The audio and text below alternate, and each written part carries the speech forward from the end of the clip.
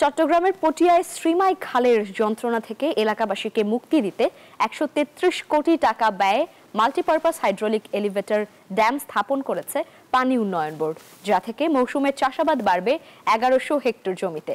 আবু জাবেদের ছবিতে চট্টগ্রাম থেকে আরো জানাচ্ছেন নয়ন বড়ুয়া জয়।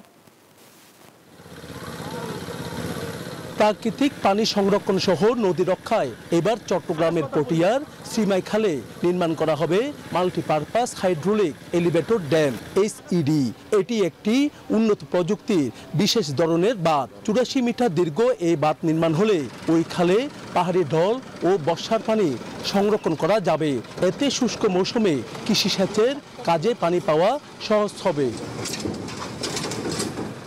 চট্টগ্রামের পটিয়া সহ ওই অঞ্চলে শুষ্ক মৌসুমে কৃষিকাজে পানির স্বল্পতা দেখা দেয়। প্রকল্প বাস্তবায়ন হলে উপকৃত হবার আশা পটিয়াবাসীর।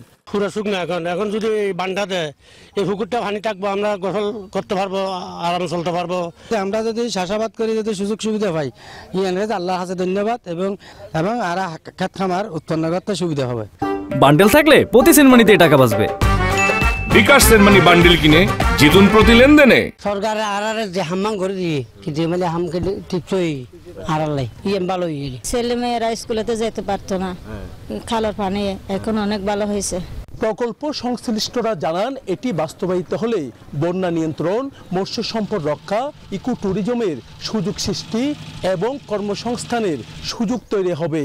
এই ড্যামটি যখন করা হবে, যে পরিমাণ বিপুল জলরাশি আমরা স্টোর করব এবং সেটি যখন এই পুরো পটিয়া শুধু হাইদগাঁও ইউনিয়ন না, আরও বেশ অনেকগুলো ইউনিয়নে তারা যে পরিমাণ ইরিগেশন সাপ্লাইটা করবে, এটার জন্য একটি যুগান্তকারী প্রকল্প হিসেবে কাজ করবে। যে কোনো মুহূর্তে আপনার প্রয়োজন অনুসারে এখানে 10টা গেট থাকবে, উঁচু নিচু করা যাবে। যতটুকু পানি আপনার ডাউনস্ট্রিম বা ভাটিতে দরকার ততটুকু পানি আপনি সেখানে সাপ্লাই দিতে পারবেন।